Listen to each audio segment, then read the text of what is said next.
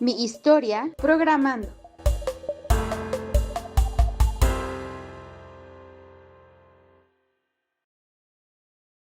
Hola, hola, buenos días. Ya iniciamos. Nancy Pacheco de Omega UP. Bienvenidos a una conferencia más de Mi Historia Programando. Entonces, bueno, pues hoy tenemos un súper invitado especial. Hoy nos acompaña Ulises Tirado Satirán. Él es ingeniero de software, ha trabajado en diferentes empresas y bueno, pues hoy nos va a platicar más sobre su historia. Y hoy él está iniciando a trabajar en una nueva empresa. Entonces, bueno, pues hoy le vamos a dar la bienvenida a esta plática y esta nueva empresa en la que él empieza a trabajar y que nos va a platicar. Le damos la bienvenida a Ulises. Ulises, ¿cómo estás? Buenos días. Hola, buenos días, buenas tardes desde Londres. Desde Londres, sí, buenas tardes allá. Cierto, cierto. ¿Cómo va todo? Hoy iniciando un nuevo trabajo, como comentábamos. Iniciando una nueva aventura, básicamente, en mi vida laboral. Excelente. Muy bien, bueno, pues él viene a platicarnos hoy su historia programando. Ulises, te dejo la palabra, te cedo la palabra. Ok, pues les voy a contar mi historia desde más o menos mi infancia, mi interés por las ciencias de la computación, cómo se fue desarrollando, cómo fue evolucionando y cómo llegué al punto en mi vida laboral en el que estoy ahora. Sí. Básicamente, pues yo desde muy niño me interesaban mucho las matemáticas y la ciencia. En particular, de hecho, me interesaba mucho la química como ciencia. No sé, yo veía caricaturas de científicos que hacían revolturas y que se inventaban sus fórmulas y hacían sus ecuaciones y cosas así. Yo no entendía, pero por alguna razón yo tenía curiosidad de aprender eso, ¿no? Y en la primaria siempre me preocupaba mucho por resolver los ejercicios de los libros, aun cuando los maestros no me los dejaban de tarea, pero solo los de matemáticas en particular. O sea, los de otros libros como que no me interesaban mucho o descuidaba mucho a lo mejor otras materias. Y solo hacía el esfuerzo como para pasarlas, iba con buenas notas, pero en particular a mí la que me fascinaba era matemáticas. ¿Sí? Yo sentía que eso me iba a ser útil algún día. Posteriormente, eso fue en la primaria, secundaria, y en la preparatoria sucedió algo muy curioso, ¿sí? Que fue cuando yo empecé a participar en la Olimpiada de Informática, pero lo que sucedió de curioso fue que yo reprobé principios de programación. Yo no entendía la materia realmente, no entendía cómo programar. No entendía cómo un diagrama de flujo lo iba a convertir luego a código y cómo eso iba a hacer que la computadora hiciera cosas, ¿no? Entonces, reprobé la materia y un primo mío que participó antes en la Olimpiada, que es 3 años mayor que yo, pues él me ayudó para estudiar para el examen extraordinario. Y la clave que fue que me hizo pasar el extraordinario, de hecho el extraordinario lo pasé con 10, pero la clave, cuando yo empecé a entender todo, fue cuando él me dijo, yo no sé cómo reprobaste esto son puras matemáticas, me dijo. Y así de buenas a primeras yo no entendí, pero pues ya después conforme él me iba poniendo ejercicios, pues yo los iba resolviendo y los iba resolviendo cada vez más rápido. Y entonces resultó que, curiosamente, antes del examen estatal de la Olimpiada de Informática, un estudiante de la escuela, yo estudié en el CETIS 127 de Mazatlán, Sinaloa, un estudiante que iba a ir al concurso no quiso ir siempre, dijo que él no quería esas cosas de concursos de programación o de ciencias y cosas así, ¿no? Entonces, yo todavía no hacía el examen extraordinario y mi primo le dijo a la maestra, como mi primo también, además de ayudarme a estudiar, al mismo tiempo estaba estaba entrenando a los que iban a ir al concurso estatal, le dijo a la maestra encargada de mi escuela, que se llama Araceli de Anda, se llama la maestra, a quien estimo mucho, le mando un saludo, le dijo a ella que yo podía sustituir al muchacho que no fue, ¿no? ¿Sí? Y yo así de, o sea, reprobé la materia, le dije, o sea, reprobé el principio de programación y apenas empecé a hacer cosas de código hace 2 semanas. Y mi primo le dijo a la maestra que yo estaba listo ya para ir, ¿no? Porque al final de cuentas, él para hacerme estudiar para el examen de extraordinario, o sea, él me estaba poniendo los mismos ejercicios que los que iban a ir al concurso, pues a los que estaba entrenando él, ¿sí? Entonces él le dijo eso, dijo que estaba bien, que porque iba a ser el primer año y que pues así, si de todas maneras no pasaba, pues iba a tener otros 2 años para intentarlo, ¿no? Sí. De la preparatoria. Y así pasó. Y resultó que fui y me gustó mucho, o sea, me gustó mucho el tipo de problemas que se veían ahí. Y fue cuando yo empecé a decir, de esto quiero vivir. De esto es lo que me gustaría hacer, ¿no? De mi vida profesional. Y en ese momento ya me empecé a olvidar de la química y de la física y ciencias así más aplicadas en sí. Ya lo que me interesaba era plenamente computación. ¿Sí? Y sí, o sea, desde que vi la relación que tenía con matemáticas, ¿sí? se me abrieron los ojos, básicamente, ¿no? Entonces decidí después estudiar la carrera en ingeniería en sistemas computacionales.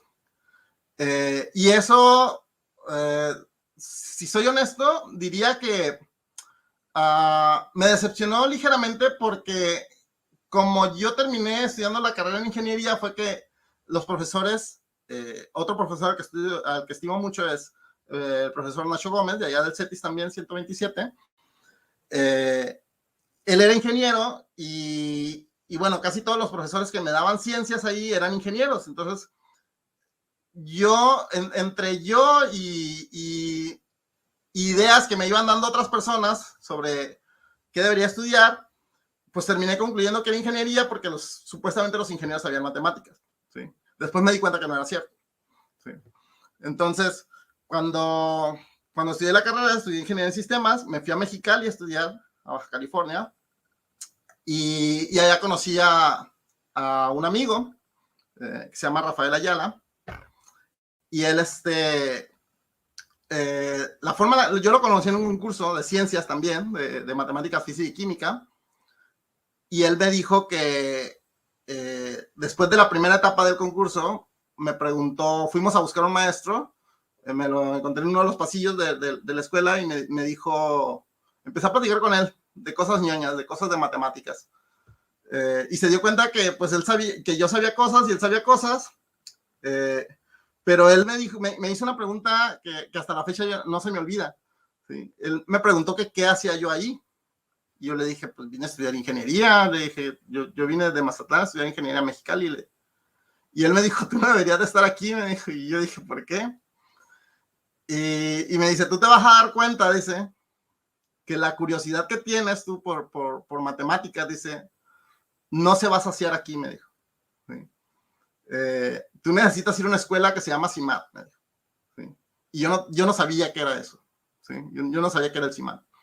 Entonces, así pasó. Efectivamente, como dijo él, conforme iba avanzando yo en la carrera, las materias me iban decepcionando ligeramente y terminé bastante cansado la carrera, digamos, en ese sentido, al punto de que muchos dicen que pues yo odié a mi alma mater y no puedo decir tampoco que la quiero, pues, pero sí tengo varios amigos ahí a los que todavía estimo, que de hecho cada fin de semana platico con ellos vía online, como están las cosas ahorita.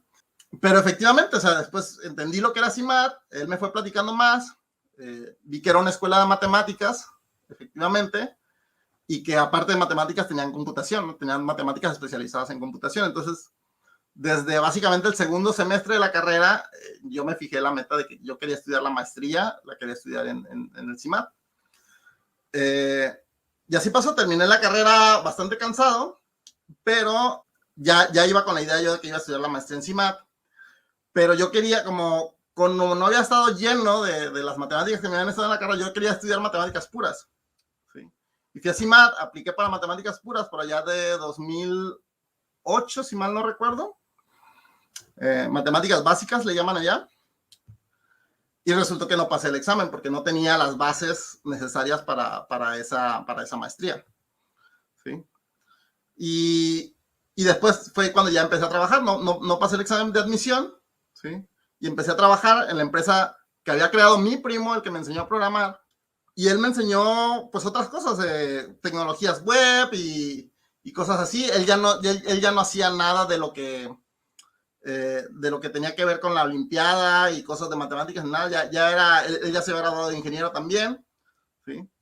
Y había puesto su propia empresa con otro amigo. Entonces aprendí eso y estuve trabajando con él un rato. Después, como la empresa iba empezando, pues yo no ganaba mucho dinero y necesitaba capitalizarme económicamente. Y me fui a una empresa basada en la Ciudad de México que se llamaba Cross Horizons. Después cambió el nombre y Lebrando porque la compró otra empresa más grande y ahorita creo que ya no existe o no sé si tiene otro nombre. Pero yo era ingeniero de pruebas ahí y pues primero me fui a un proyecto a Culiacán y después me fui a un proyecto a la Ciudad de México. ¿Sí?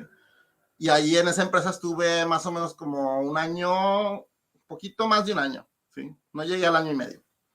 Y después estuve trabajando en un proyecto en la delegación Miguel Hidalgo. Y todo esto era entre cosas web y cosas de testing. ¿Sí? Que de hecho, algo de lo que soy muy apasionado últimamente es de ingeniería de pruebas y aprecio mucho lo que aprendí en esa empresa. A pesar de que no era lo que yo quería al final, aprendí muchas cosas. ¿Sí? Porque también interactuabas con mucha gente, ya estaba en un ambiente laboral más hecho. ¿Sí? Digamos, no era en la empresa de mi primo, que estábamos nada más 3 personas ahí, y así fue, ¿sí? Pero poco a poco después me fui aburriendo de proyectos y se me iba metiendo otra vez la idea de que quería ir a la maestría. La empresa de mi primo fue progresando y me regresé a trabajar con él 2 años, y en 2012 decidí volver a intentar el examen para la maestría, ¿sí? 4 años después de que había reprobado el examen de admisión. Pero esta vez quise ir a lo seguro, en teoría, ¿sí? A lo que en teoría sabía más, pues, que era computación, ¿sí? O sea, o matemáticas orientadas más a computación, más que matemáticas básicas.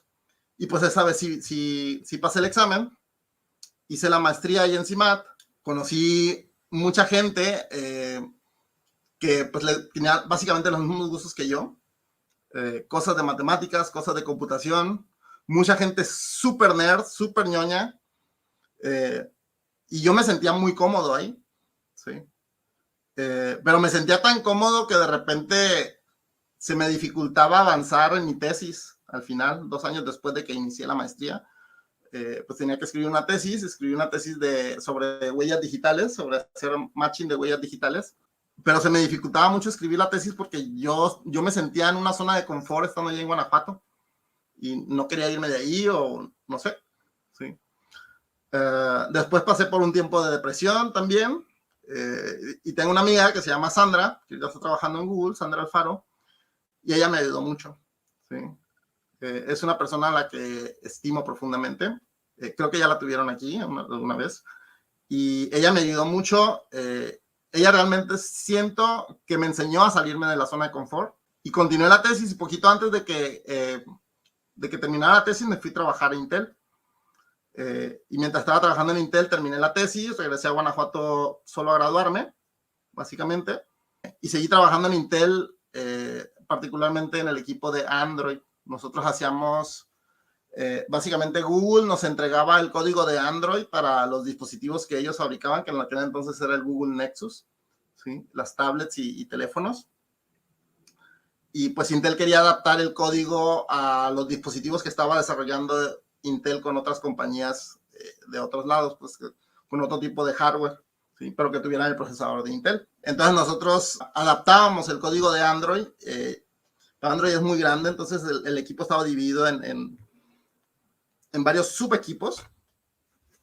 Yo particularmente estaba en la división de media y más particularmente estaba en el equipo de audio, ¿sí? Yo veía lo de los drivers y códecs de audio que se corrían en Android, que eran compatibles con Android, con procesadores Intel.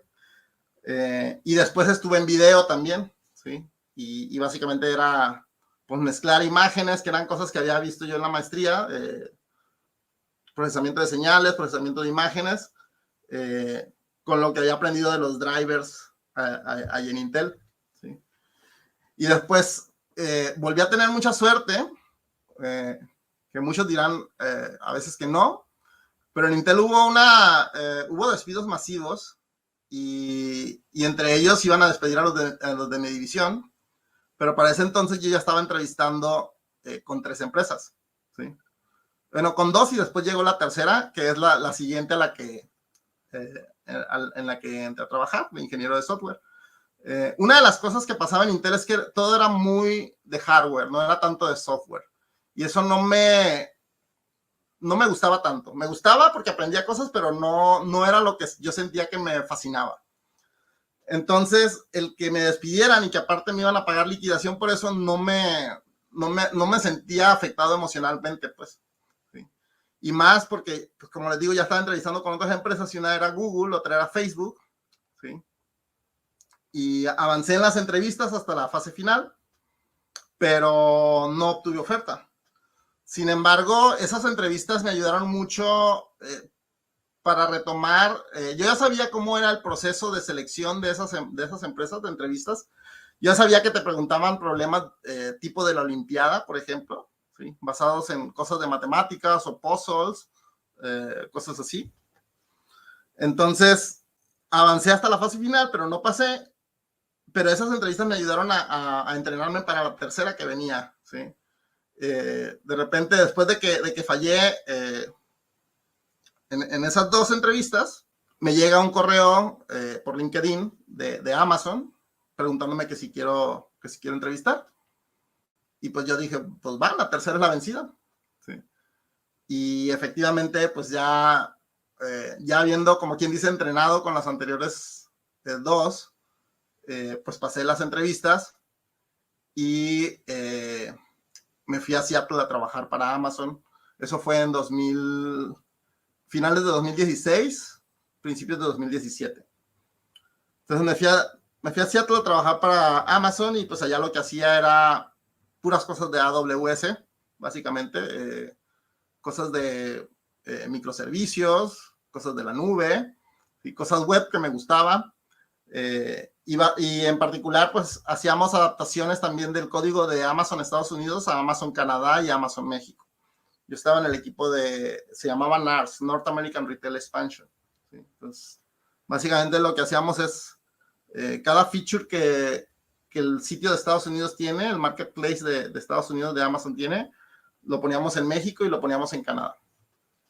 ¿Sí?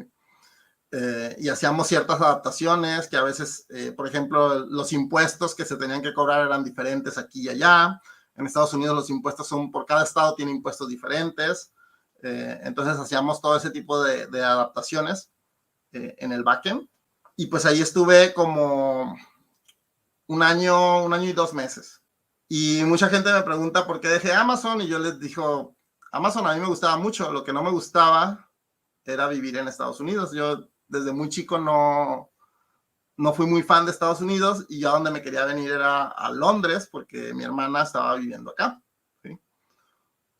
Y por muchas cosas, o sea, por ejemplo, a mí me gusta tanto el fútbol americano como el fútbol soccer, pero es indudable que el fútbol soccer me gusta mucho más desde muy niño. No lo juego, no soy un gran jugador, pero sí soy muy fan. Y acá en Europa la cultura del fútbol los vuelve locos, la verdad. Y pues yo quería ir a ver al Liverpool en la Champions League. Yo quería que mis entretenimientos fueran esos. Pues o sea, que mi trabajo fuera software, computación, matemáticas, ¿sí? Cosas web. Y que mi vida por fuera, mi entretenimiento fuera ir a ver un partido de fútbol de fin de semana o qué sé yo, ¿no? ¿Sí?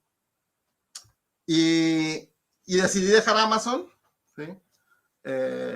Y me vine renuncié a Amazon así sin trabajo ni nada y me vine a visitar a mi hermana y en cuanto puse en mi LinkedIn que estaba disponible para buscar ofertas de trabajo, empecé a recibir muchos correos pues de gente, muchos de ellos por el simple hecho de que ya tenía Amazon e Intel en mi currículum. ¿Sí? Y de repente me llega un banco que se llama Goldman Sachs, que es un banco de inversiones, y es básicamente para lo que estuve trabajando los últimos 2 años, desde 2019 hasta el mes pasado. ¿Sí? Estuve trabajando en cosas también eran servicios web, básicamente, pero pues era aplicado a cosas de finanzas, en particular para crédito.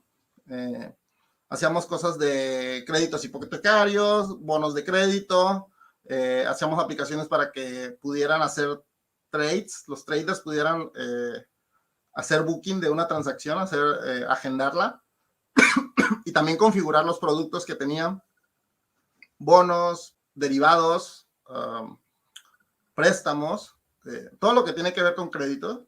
Bueno, no todo, porque una de las cosas que me preguntaban mucho mis compañeros es que si yo tenía que ver con la tarjeta de crédito que tenía Goldman Sachs, que ofrecía Goldman Sachs en conjunto con Apple. Yo les decía que no, que ese tipo de crédito no lo manejábamos nosotros, porque los créditos que manejábamos nosotros eran créditos de inversión. Otros bancos le pedían, ya sea prestado a Goldman Sachs o Goldman Sachs les prestaba o les vendía ciertos y cuáles productos, ¿no? Entonces no eran créditos que se ofrecían a personas de la calle, pues, o sea, no era lo que le llaman ban retail, ¿sí? No era banco de menudeo, ¿sí? Entonces eso es básicamente lo que hacía yo.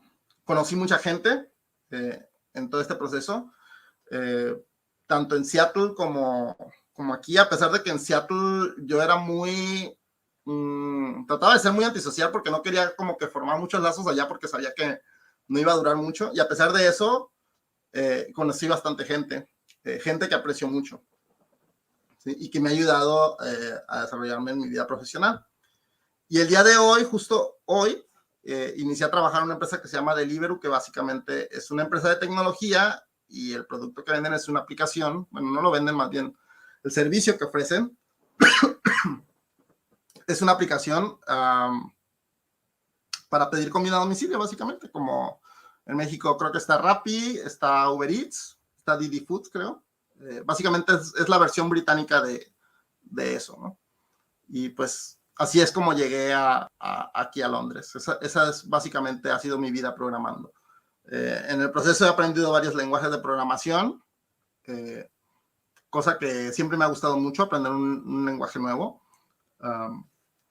En particular en Goldman Sachs aprendí uno que se llama Slang, que me gustó mucho porque es algo creado por Goldman Sachs, y a pesar de que Goldman Sachs no es una empresa de tecnología, ellos crearon su propio lenguaje, y es bastante curioso porque ofrece cosas como que puedes poner espacios en nombres de variables, espacios en nombres de funciones y cosas así, y hace el código muy legible. Entonces sí tiene varias cosas interesantes. Y en Amazon también tenían varias cosas que habían hecho ellos, como tipo lenguajes de configuración y cosas así, pero no me había tocado ver algo como ese que vi ayer. O sea, si tenían otro también para base de datos, por ejemplo. Entonces así se me hizo bastante curioso y bastante interesante. Y básicamente pues esa es lo que me tiene aquí ahora, ¿sí? Hoy apenas empecé en Deliveroo. No sabría qué contarles de eso porque pues realmente lo único que sé es que es una aplicación para comida a domicilio. Yo voy a estar trabajando en la parte de la aplicación como tal, ¿sí? En el backend de la aplicación, ¿sí? Entonces, básicamente voy a estar desarrollando lo que no se ve, ¿sí? de la aplicación, pero que está ahí, que hace que las cosas funcionen. Por lo pronto, lo que mencionabas era salir de tu zona de confort. Qué importante el poder hacer eso, ¿no? Y poder, pues, aprender una cosa nueva, tomar ese reto y empezar a aprender cosas diferentes. ¿Qué les recomendarías a todos aquellos que nos están viendo ahora y están, bueno, pues empezando en este mundo de la programación, empezando a aprender a programar, muchos de ellos? ¿Qué consejo les darías? ¿Qué les recomendarías? Buscar retos, siempre ser curioso, no quedarse, no conformarse, no ser conformista con lo que se tiene, ¿sí? Tratar de buscar nuevas formas de hacer las cosas, no nada más una forma de hacer cosas, buscar varias soluciones al mismo problema, quizá, es algo muy, muy bueno. Hace días tuve un reto que no fue de programación. Tuve una reunión con unos amigos que querían probar comida mexicana, les ayudé, y el reto fue hacer comida mexicana que fuera vegana, ¿sí? Entonces, yo no soy vegano, entonces tenía que pensar las formas de solucionar ese problema, ¿sí? Y al final de cuentas una receta de cocina es como un algoritmo, ¿sí? Entonces, básicamente fui analizando a ver qué ingredientes estoy usando que pudieran ser no veganos y con qué los puedo sustituir, ¿no? Entonces, básicamente lo mismo, cuando estás en un problema de computación o cualquier problema de la vida, trata de pensar varias soluciones, trata de evaluar todas las soluciones, qué beneficios tiene, qué pros tiene una solución en contra de la otra y qué desventajas tiene una contra la otra, ¿sí? Hacer como un plus minus de las cosas, ¿no? O sea, ver qué te aporta algo y qué te quita, ¿sí? Qué tienes que sacrificar contra otra cosa, ¿sí? No nada más quedarte con una solución. Creo que eso es bien importante para salirse de su zona de confort, es algo que a mí me ayuda mucho. Buscar retos, no siempre buscar la salida fácil de las cosas, o si buscas la salida fácil, que sea de manera ingeniosa, ¿sí? Que apliques algo de conocimiento, ¿sí? Para encontrar las cosas. A veces se requiere ser terco, en cierta forma, ser persistente más que terco, pero a mí me pasa mucho que yo soy muy terco en muchas cosas, literalmente terco, y eso te puede hacer pasar un mal rato, ¿sí? Entonces, sí ser persistente, pero saber límites, ¿no? Saber nuestros propios límites, eso ayuda mucho también, ¿sí? El que sepamos nuestros propios límites no significa que no los vayamos a superar, significa que tenemos que trabajar para superarlos, ¿sí? Y eso también, pues es algo que motiva a salirse de la zona de confort. Sí, muchas gracias por compartir estos consejos. Vamos a ver algunas preguntas que tienen aquí para nosotros. Déjame ver. Por aquí hay una. ¿Me puedes repetir dónde estudié matemáticas puras? Ok. Yo no estudié matemáticas puras. Yo intenté hacer el examen para matemáticas puras o matemáticas básicas en CIMAD. El CIMAD es el Centro de Investigación de Matemáticas, está en Guanajuato, en Guanajuato capital, Guanajuato. Y sí, yo intenté estudiar eso ahí, no pasé el examen, pero después intenté el examen de la maestría en computación, que también tenía matemáticas, ¿sí? Pero eran matemáticas pues, más aplicadas, ¿no? Le llaman matemáticas industriales ahí. Pero sí, es ahí en CIMAD, en Guanajuato. Creo que también, dependiendo de como de la especialidad que quieras tomar, hay otras como sucursales, digamos, de CIMAD, otros campus, porque creo que tienen también en Monterrey y Zacatecas, y creo que abrieron uno recientemente en Mérida. Pero, por ejemplo, el de Zacatecas y el de Monterrey creo que se dedican más a cosas de probabilidad y estadística. En particular, el Zacatecas es bastante importante porque colaboran mucho con el INEGI, que es básicamente estadística. Muy bien, vamos a pasar a otra. Ok, por aquí me dicen, ¿cuáles son las pro y contra de la ingeniería en sistemas computacionales? Esa es una excelente pregunta. Yo mal concluí, ¿sí? que la ingeniería era mala en algún momento porque no me ayudaba no veía tan profundo las matemáticas como yo las quería, ¿sí? Sin embargo, a lo largo de mi carrera lo he empezado a apreciar mucho porque también te ayuda a resolver problemas de forma efectiva y de forma pragmática y rápida, ¿sí? A veces el tratar de profundizar mucho no es tan necesario, ¿sí? A veces el problema lo tienes que resolver en cuestión de días o en cuestión de horas, no sé, ¿sí? A veces en cuestión de minutos, ¿sí? Y ese tipo de pragmatismo creo que te lo da la ingeniería, ¿sí? Sin embargo, en contra, te puede desfavorecer que a veces no ves las cosas con mucho grado de profundidad y te provoca que tomes que asumas ciertas cosas que no siempre se cumplen, ¿sí? Eso sería, yo creo, lo que el principal pro y contra, ¿sí? También un poco depende de los gustos y no sé, yo sentía, por ejemplo, en Guanajuato yo me sentí mucho más en mi ambiente que en Mexicali, a pesar de que a pesar de que tengo muchos amigos también en Mexicali, pues, pero en Guanajuato, por alguna razón, yo sentía que estaba en una burbujita, ¿sí?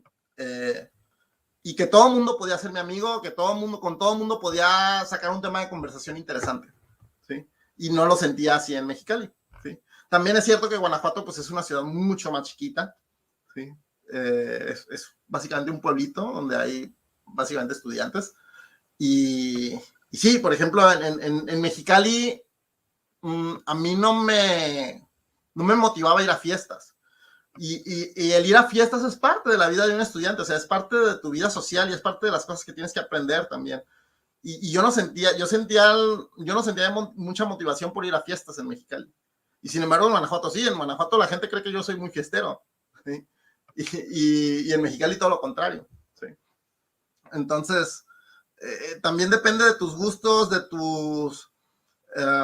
tus aficiones, de qué tanto quieras profundizar las cosas. Sí, muy importante que encuentres eso que te gusta, eso que te apasiona y solo ahí, pues bueno, vas a encontrar la forma de gente que va a entender lo que te gusta, ¿no? Sí, es muy, muy exactamente. importante eso. Vamos por aquí otra pregunta interesante. ¿A qué te dedicarías cuando te retires? Es muy buena y de hecho viene de un muy buen amigo mío que está allá en Seattle también, Hugo Dueñas. Oh, bueno, ya. Sí, sí, sí. Es una excelente pregunta. Tengo varios sueños y siempre he tenido como la idea de construir como un laboratorio personal o un centro de investigación, si se puede, que ya sería algo sumamente muy grande. Pero sí me gustaría como que en mi casa tener, digamos, un sótano o una habitación para hacer yo cualquier cosa, ya sea de computación, ya sea de matemáticas. Incluso hay muchas cosas que me siguen llamando mucho la atención de química, que era mi primer, digamos, afición, y que luego veo cosas de problemas de química que se pueden resolver con matemáticas y computación. Y a veces me puedo pasar horas, días a veces, leyendo cosas totalmente random que no tienen absolutamente nada que ver con mi trabajo, ya sea en Wikipedia o en Internet, cualquier página, o sea, googleando y viendo artículos o lo que sea, de cosas de química, de cosas de matemáticas, de cosas de geografía también. Tengo aficiones muy, muy ñoñas, la verdad, y a veces pierdo mucho el tiempo. Eso también hay que tener cuidado con eso porque pues te desvías la atención del momento que estás viviendo. Entonces es muy peligroso. Pero sí, o sea, siempre he tenido la idea como de que tener como que un laboratorio personal, ¿sí? Y que ese me sirva como que sea mi propio retiro, ¿sí? O sea, que eso me sirva para retirarme y seguir haciendo cosas, pero ya no en la industria como tal, ¿sí? Excelente, excelente. Ok, bueno, vamos a ver, por aquí tenemos otra pregunta. ¿Qué es lo que más te gusta de tu trabajo? Conocer distintas formas de pensar. Últimamente lo que más me gusta es discutir distintas soluciones para el mismo problema con distinta gente, ¿sí? Hacer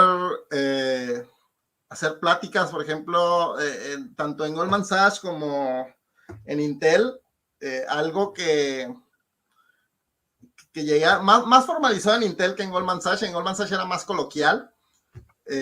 Teníamos los viernes ciertas pláticas, discusiones que no tenían a priori que ver con el trabajo, pero podían aportar al trabajo, problemas de ingeniería en general, o a veces veíamos cierta aplicación del trabajo que decíamos, oye, en el futuro sería bueno mejorarla de esta forma, ¿sí?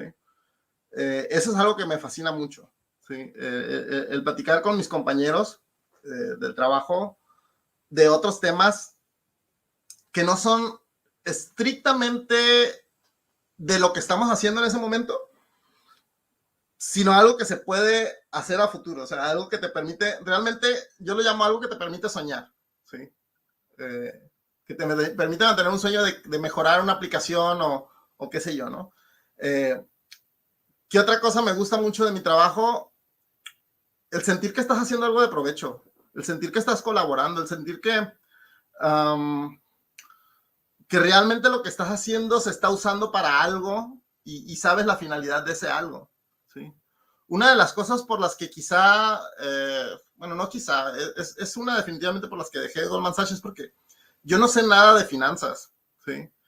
Yo las cosas que hacía, pues las hacía y a veces los traders me decían, muchas gracias, felicidades por este nuevo feature o cosas así. es muy útil. Y sí al principio sentía ese reward, pero poco a poco se fue perdiendo porque realmente yo no veía la finalidad total de eso, ¿sí? De ese feature nuevo, de esa pequeña línea de código a veces que es una simple línea y hace algo mágico, ¿sí? Yo no lo veía tan claro, ¿sí? Y por ejemplo en Amazon, algo que sí me gustaba, es que yo veía perfectamente claro qué era, ¿sí? O sea, yo veía perfectamente que alguien iba a usar mi widget en Amazon México, que alguien iba a usar X cosa iba a comprar, por ejemplo, estuve en un proyecto para aplicar, estuve en el diseño un análisis y diseño de un proyecto para poder vender bebidas azucaradas y alcohólicas en Amazon México, ¿sí? En México tenemos un impuesto especial para ese tipo de cosas, ¿sí? Entonces teníamos que modificar el sistema de impuestos, ¿sí? Entre tantas otras cosas, teníamos que modificar el sistema de impuestos que era una cosa genérica que se usaba tanto en Amazon Estados Unidos, en Amazon Canadá, en Amazon México, en Amazon UK, ¿sí? En Amazon para Inglaterra, para el Reino Unido también se usaba, para Francia, era una cosa bien genérica. Entonces tenías que hacer un cambio de una forma ingenieril, o sea, tenías que usar tu ingenio para que no afectara otras cosas, que tuviera compatibilidad hacia atrás, y que además de eso agregaba el nuevo impuesto para México, ¿sí? Eso es algo muy padre, o sea, enfrentarte con esos problemas y ver que se van a usar efectivamente para algo es algo muy padre. Todo el alcance que puede tener, ¿cierto? Sobre todo cuando trabajas en estas grandes empresas de tecnología, que puede llegar a muchísimas personas. Viene la siguiente pregunta. ¿Cuál es el reto más grande que tú consideras que has tenido en las empresas que has estado desde la perspectiva de algoritmos? Desde la perspectiva de algoritmos. Tuve uno recientemente en Goldman Sachs, pero no creo que haya sido el más grande. Yo diría que en Intel quizá fue el más grande y que todavía es un proyecto que sigo teniendo junto con otros amigos, después de que salimos de Intel. Creamos un grupo de algoritmos, ¿sí? Y no fue realmente el implementar algoritmos como tal, más bien el enseñarle a la gente, ¿sí? El transmitir ese conocimiento. Creo que sí, ese ha sido mi reto más grande desde la perspectiva de algoritmos, o sea, el encontrar un algoritmo para enseñar algoritmos, ¿sí? Ese ha sido mi reto más grande. Cada cabeza es un mundo y a cada cabeza le puedes explicar de forma distinta. Unos te van a entender de una forma, ¿sí? Otros te van a entender de otra. A veces el simple hecho de que a alguien le digas peras y manzanas, ¿sí? Le abre la mente. Como fue en mi caso con mi primo, que él me dijo, los algoritmos son matemáticas, ¿sí? Y se me abrió la mente realmente, ¿sí? O sea, el transmitir ese conocimiento creo que ha sido el reto más grande, ¿sí? Más que el hecho de que voy a usar una priority queue aquí, que voy a usar un deck o una lista enlazada aquí, o voy a hacer BFS acá, ¿sí? Más que eso, yo creo que el transmitir ese conocimiento, el saber que otros te entiendan eso, el saber que lo implementas y que tu código quede claro, ¿sí? Que sea muy legible y entendible para los demás, eso ha sido mi reto más grande, creo yo. Si quisieran un reto técnico, recuerdo que en Intel alguna vez apliqué BFS, un algoritmo de grafos para hacer ingeniería inversa, para recorrer cierta herencia de clases que tenía, ciertas clases que tenía y tenía que hacer un diagrama UML, pero yo era muy flojo, no quería hacer un diagrama UML de clases que ya estaban codificadas, y lo que hice fue usar una cosa que se llama reflection, ¿sí? Y básicamente ejecuté BFS hasta cierto nivel, ¿sí? de la jerarquía que tenía de clases, y generaba el diagrama UML automáticamente, ¿no? Y para mí eso era más divertido que hacer yo el diagrama a mano, ¿no? ¿Sí? Ese fue algo interesante. Y pues ha habido otros, o sea, cosas como que implementas una cola para hacer multitrading en ciertas cosas, tener cuidado de que dos peticiones no te lleguen al mismo tiempo y saberlas tratar de forma separada, que no causen conflicto una de otra, ¿sí? Cosas así.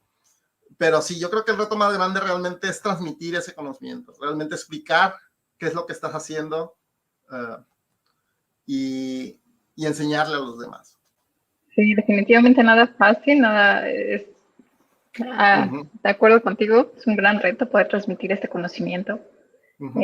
explicar a diferentes personas estos temas y Sí. algunas veces temas que son un poco complejos, ¿no? Y que tienes que buscar. Sí, y sobre todo, por ejemplo, en Intel me tocó que la gran mayoría de la gente, muchos eran ingenieros, pero no tenían, eran ingenieros electrónicos, entonces no tenían bases fuertes de computación, ¿sí? Su forma de pensar era circuitos, su forma de pensar, que a pesar de todo tiene cierta relación, pero ellos tenían otra forma de resolver los problemas, ¿sí? Y sí, o sea, era gente muy inteligente, no tiene absolutamente nada que ver eso, pues, sino es el simple hecho de que tu forma de razonar, tu forma de resolver un problema es distinta, ¿sí? Y tienes que tratar de ponerte en el lugar de esa persona también para ver cómo se lo explicas de cierta forma que ambos puedan entenderse, ¿sí? Así es, así es. Veamos si tenemos otra pregunta. Sí, aquí está. ¿Cuáles son tus proyectos a futuro? ¿Cuáles son mis proyectos a futuro? Tengo varios. Les decía, tengo el sueño de tener el laboratorio. Actualmente siempre he querido tanto poder hacer un lenguaje de programación como un sistema operativo, ¿sí? Y es algo con lo que ya debería empezar. Son dos proyectos que me gustaría tener. Y tengo algunos en mi GitHub que de repente hago, que ya tengo un poquito descuidados, pero de repente les meto mano ahí. Uno es hacer una librería de pruebas, ¿sí? Para C++. C++ es uno de mis lenguajes favoritos. Y desafortunadamente siempre he sentido que las librerías de pruebas que hay, inclusive la de Google, están un poco limitadas, ¿sí? Entonces vi esa área de oportunidad el año pasado, de hecho, durante la pandemia. Literalmente estaba aburrido en un fin de semana largo y no podíamos viajar, no podíamos hacer nada. Y me puse a empezar una librería de pruebas para C++.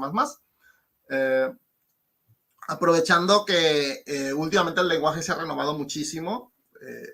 Los compiladores de C++ 17, C++ 20 incluyen features muy padres. Ya se está desarrollando incluso la especificación, no sé si ya está terminada la de C++ 23. Y te permiten hacer ciertas cosas que antes no se podía hacer tan fácilmente, o tenías que realmente hacer cosas muy, muy complicadas para hacer algo que el lenguaje de programación más modernos tienen de una forma muy simple, ¿sí? Por ejemplo, antes hacer multitrading en C++ era una cosa de locos. O sea, literalmente tenías que rezarle a Gauss, rezarle a Newton, rezarle a Turing, ¿sí? Y contar con suerte para que las cosas te funcionaran con un mínimo de errores, ¿no? O sea, errores siempre vas a tener, pero hacer que funcione de una forma con un mínimo de errores y que aparte el código sea entendible y que sea mantenible, era algo muy difícil en C++ antes, para cuestiones de multitrading. Por ejemplo, hasta la fecha creo que no se soporta reflection en C++, entonces es una limitante, ¿sí? Y sí, es uno de los proyectos que tengo. Otro de los proyectos que tengo también en mi GitHub es hacer un build system, un sistema de compilación en la nube.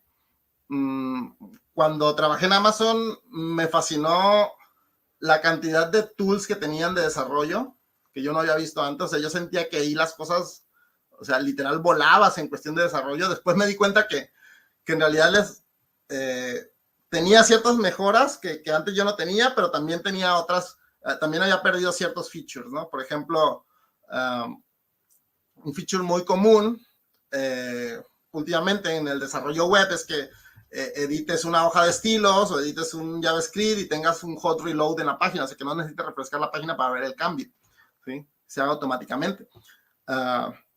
Y era algo que no era tan sencillo, sí se podía hacer, pero no era tan simple hacerlo con los de Amazon. Me acuerdo, a lo mejor ya, ¿no? Porque ya hace 4 años de eso. Pero sí tenías que mover ciertos archivos de configuración y bla, bla, bla. Y normalmente en otros ambientes, en otros ecosistemas, es algo que lo tienes por default, pues no tienes que configurar prácticamente nada. Entonces, de ahí salió la idea de crear yo mi propio build system, algo pues sencillo para la nube, y sobre todo el hecho de que la idea de ese build system es que corriera en cualquier sistema Unix, no solo Linux, sino cualquier sistema Unix basado en el estándar POSIX, ¿sí? El único sistema que no quería soportar específicamente, o sea, que no quería la filosofía que tenía no hacer features específicos para cada subsistema Unix, pues, sino que fuera muy general, ¿sí? Para que pudiera correr en cualquiera y no decir, es que acá puedo hacer esto y en aquel no, ¿sí? En esta distribución puedo hacer esto y en esta otra no. Entonces, lo que quería era no hacer cosas específicas. Y particularmente en el proyecto, por ahí en los principios del proyecto, en la descripción que tengo ahí en GitHub, dice que no voy a desarrollar nada específico para Mac, ¿sí? Para macOS. ¿Por qué? Porque, bueno, fun fact, soy bastante hater de Apple, eso no es un secreto, eso es noticia pública, es conocimiento público, ¿no? Todo el mundo lo sabe. Y pues no quería, si no quería hacer cosas específicas para Linux incluso, ¿sí? Tampoco, mucho menos los quería hacer para cosas de Apple, ¿no? Entonces, ese fue uno de los principios. Un primo me dijo que quite eso. Mi primo, el que me enseñó a programar, porque a él sí le gustan mucho los productos Apple. Y yo le dije, no, bueno, pues tampoco puede evolucionar, le digo, o sea, tampoco es que... Es un proyecto que ya tengo bastante que no lo toco y sí lo quisiera continuar, le digo, y si tú quieres agregarle algo, pues lo puedes clonar, es de software libre, le digo, lo puedes hacer un clon y tú agregarle lo que tú quieras. Pero sí, básicamente esos son algunos de mis proyectos o sueños que tengo a futuro. Muchos proyectos. Sí. También me llama mucho la atención, por todo esto que les digo de transmitir conocimiento, me llama mucho la atención la parte de la educación también, ¿sí? Entonces, por ahí pudiera tener un proyecto de educación también. Ok, muy bien, muy bien. Ese es otro consejo, nunca dejen sus sueños, o sea, realmente las cosas se pueden con esfuerzo. Yo tenía el sueño y el reto de venir a encontrar un trabajo acá a Europa, no solo a Londres. Mucha gente cree que mi país favorito es el Reino Unido y realmente no es así. Sí me ha gustado mucho vivir aquí. Y bueno, tengo el hecho de que está mi hermana aquí es bastante agradable. Mi hermana se vino hace 33 años para acá. Pero realmente mi país favorito así de toda la vida, desde muy niño, es Holanda. De hecho, ahí está en el pizarrón está un magnet del equipo de fútbol de la selección de los Países Bajos. Y en algún momento también me gustaría irme a trabajar allá. Tengo una prima que está viviendo allá, recientemente se fue este año para allá y de repente a veces, bueno, ya se había ido desde hace 2 años, pero luego se regresó a México y ahora volvió. De repente voy a visitarla, ¿sí? Últimamente no he podido por lo de la pandemia, pero sí tengo planes de repente ir a visitarla. La siguiente pregunta es, ¿qué piensas de los modelos de entrevista actual? ¿Qué tal si nos platicas un poquito cómo han sido las entrevistas? Eso es bien interesante. También viene otro amigo. Le mando un saludo a Toño. Eso es bien interesante. Me ha tocado ver, he tenido varios sabores, por así decirlo, varios flavors en cuanto a entrevistas. Me gusta mucho que el que tenga la parte, el componente fuerte de la parte de algoritmia y estructura de datos. Yo creo que eso sí ayuda porque no porque lo vayas a aplicar en el trabajo del día al día, sino por el hecho de que te ayuda, al entrevistador le ayuda a ver cómo razonas, ¿sí? Al entrevistador le ayuda a ver que no te pones en pánico cuando te llega un problema así. Al entrevistador le vas a dar a entender que si resuelves el problema, que estás preparado para cuando el problema llegue, porque puede llegar, ¿sí? Y que puedes anotar un gol con eso, básicamente. Que tienes las armas, básicamente, para atacar ese tipo de problemas. Hay gente que está en contra de ese tipo de entrevistas. Yo estoy a favor. Sin embargo, sí creo que a veces hay un exceso. Sí creo que a veces hay un exceso. Por ejemplo, a veces hay algunos que no te hacen entrevista de diseño de software, y creo que eso es otra área muy importante. Entonces, sí está bien que sea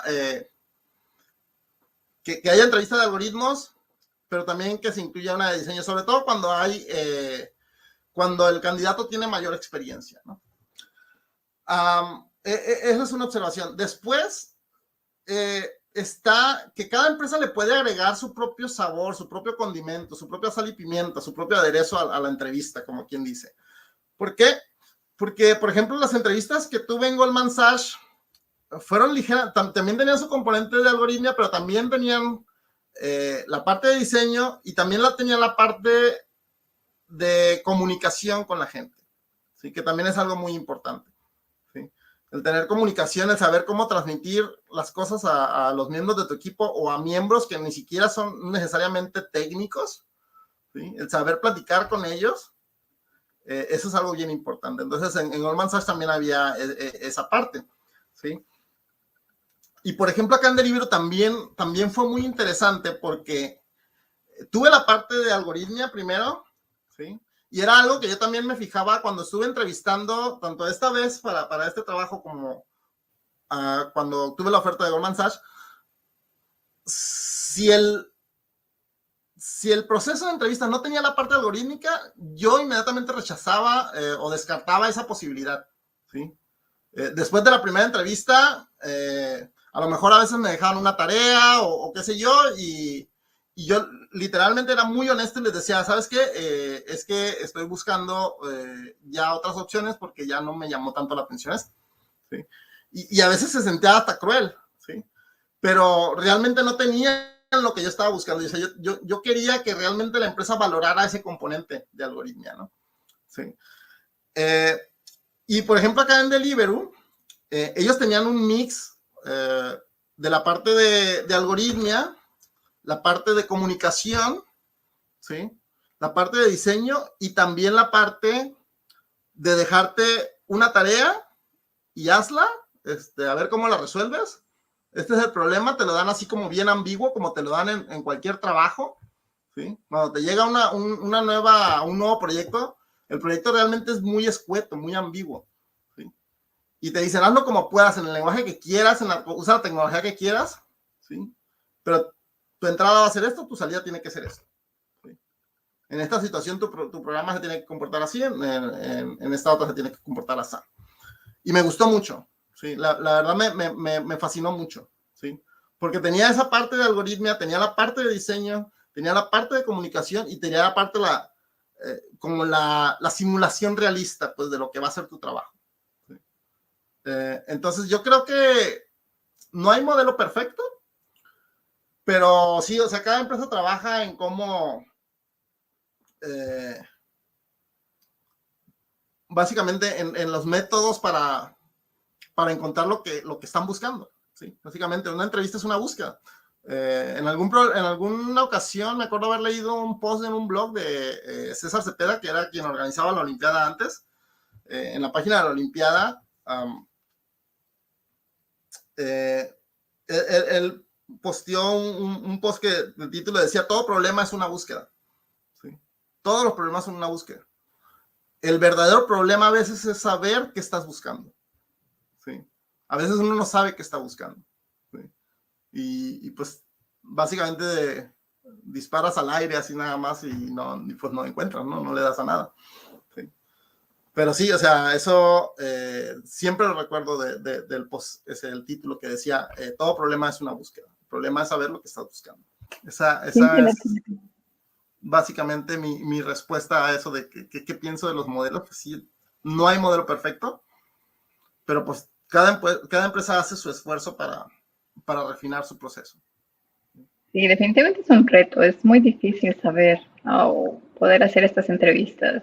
Entonces, sí, veremos más adelante, esperen alguna plática al respecto. Estamos viendo organizar una plática que hable sobre esto, entrevistas de trabajo, cómo funcionan, hacer una entrevista, de hecho, en vivo, quizá. Entonces, bueno, estén al pendiente todos aquellos que nos están viendo y próximamente les tendremos noticias al respecto.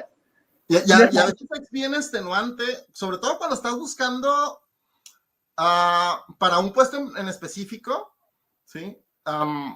Es bastante cansado porque estás tratando de ocupar una posición, a veces con alguien externo porque no tienes suficiente, por ejemplo, no sé, con lo de la pandemia pasó mucho que un periodo de tiempo la movilidad interna entre las empresas la congelaban porque querían mantener cierta estabilidad, lo cual es totalmente normal y válido, no es legítimo.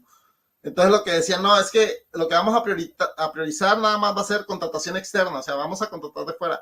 Y necesitas llenar posiciones a veces, ¿sí? Porque necesitas la gente. Y es muy frustrante cuando sientes que un candidato está tan cerca y no lo logra, porque tú también te pones de su lado, pues es que lo necesito, pero sé que que me va a traer más problemas quizá que soluciones, ¿no? Y no sabes si decir, ¿lo paso o no lo paso? Es muy complicado, la verdad, a veces.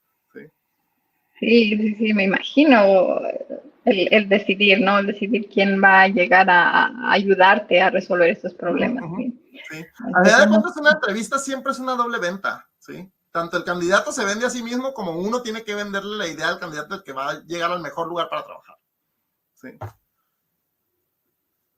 Definitivamente, así es. Vamos a ver, nos queda muy poquito tiempo, de hecho ya estamos terminando, pero vamos a contestar la última pregunta. ¿Cuál sería su mejor consejo para seguir prosperando de manera laboral? Prosperando de manera laboral, creo que regresaría a lo de salirse siempre de la zona de confort.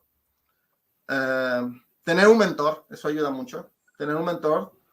No, al final de cuentas, un trabajo, algo que me dijo un manager que tuve en Amazon, me acuerdo, fue: un trabajo es un trabajo y ya.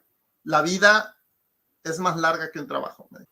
Y también me lo dijo, en otras palabras, me lo dijo el manager que tuve en Intel, ¿sí? Pero sí, al final de cuentas, tienes que seguir, no rendirte, salirte de tu zona de confort. Si definitivamente buscaste de muchas formas y el trabajo no te llena, busca otro equipo. Las empresas están abiertas a eso. Busca otro equipo, o si no encuentras otro equipo, busca otra empresa. ¿Sí?